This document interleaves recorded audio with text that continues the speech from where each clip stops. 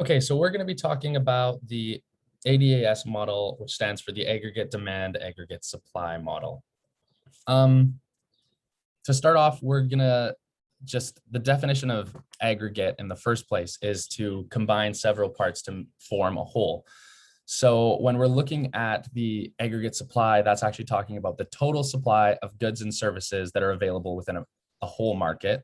And the aggregate demand is similarly the total demand of all the goods and services available within a particular market.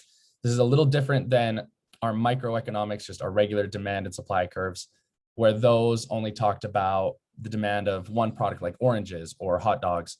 And this is talking about the total demand within a whole market. Our variables here are represented by Y on the x-axis, which represents the growth rate, and then pi, or we could sometimes call it P, which represents the inflation rate.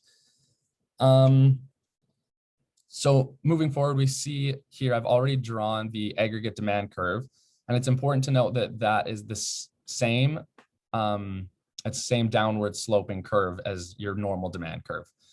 However, our supply curve is very different because we not only have one supply curve that is vertical, and we call that supply curve the long run. Don't mind my poor spelling here. We call that the long run aggregate supply curve. We also, thanks to the neoclassic model, have the short run aggregate supply curve as well. And that one is gradually increasing here, as you can see. So that's the SRAS, the short run aggregate supply. Now, how are these affected by shocks to markets? So we're going to pick one. I wanted to work with one that's a demand shifter to show you how the demand can affect the short run and the long run. So going down the list here, we know that slower money growth rate is a demand shifter.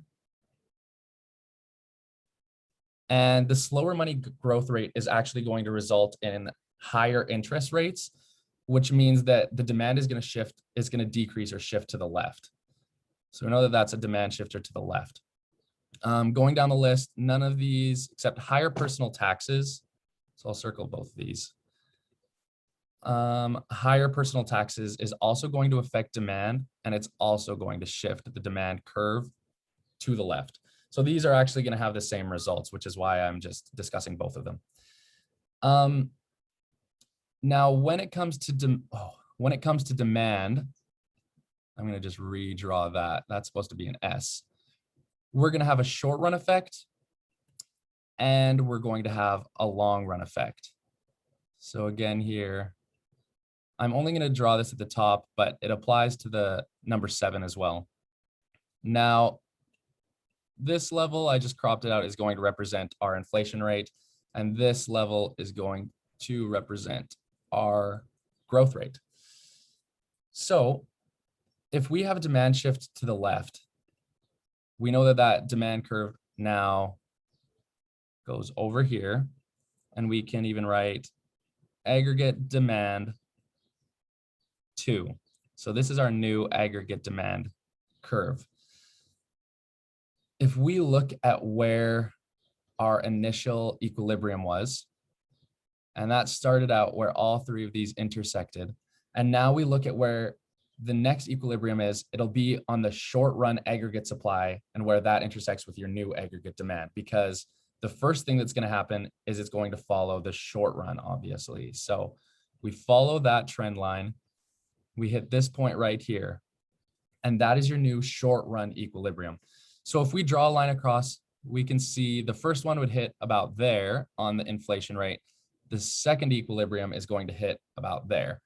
And you can see that just the general trend that's going to be a decreasing inflation rate. So for the short run on the inflation rate, we're going to be decreasing just a little bit. On the long, or actually let's go to the short run for the output. We can look at the same thing here. So your new inflation rate, this green line is actually matches up perfectly with where that will be. So you can see that that trend is also going to be a decrease in output in the short run. So now this is pretty significant here because I'm going to try to just show the spot that I'm talking about. But this little area here actually represents unemployment. It represents a sort of recession. So that's huge, that when that line right here shifts and your growth output decreases, that you're actually increasing your unemployment. You have less jobs and your unemployment is going to consequently go up because of that decrease in your growth rate. So that's the short run. So if we follow these lines, you can see that I'm hoping you can see my cursor, I'm not sure, but you'll be able to see this trend line here. It follows the blue short run aggregate supply to that new equilibrium. Then we're going to follow the aggregate demand curve, that new demand curve, to where it intersects with your long run. And that is going to be the equilibrium that it settles at for the long run. So you first hit that short run, then you come down this aggregate demand slope to the long run. When we look there, we can see it's decreased even more. So you, in the long run, have a decreasing inflation rate even more when you have a demand curve shifting to the left.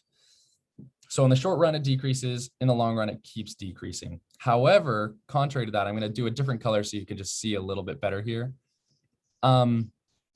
For the output level or for the growth rate, we're actually going to notice that that line comes back to intersecting on the long run aggregate supply. And so our equilibrium points on the x-axis actually match up again because this growth rate is going to jump back to the right. So hopefully you can see that there, it starts out in the short run going to the left. And then in the long run, as you go down that aggregate demand trend line, you're going to go back to the right to where you started. So your level of growth rate in the long run is going to be increasing. Overall, you go down, you go back up. I just want to make sure that I covered everything I wanted to cover.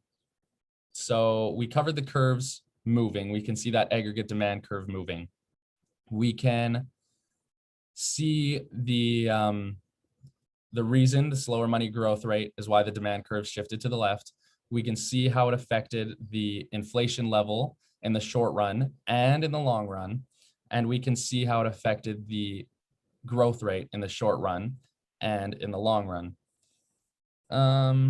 Defined ADAS. So yeah, I guess that's everything. I'll just end the video here.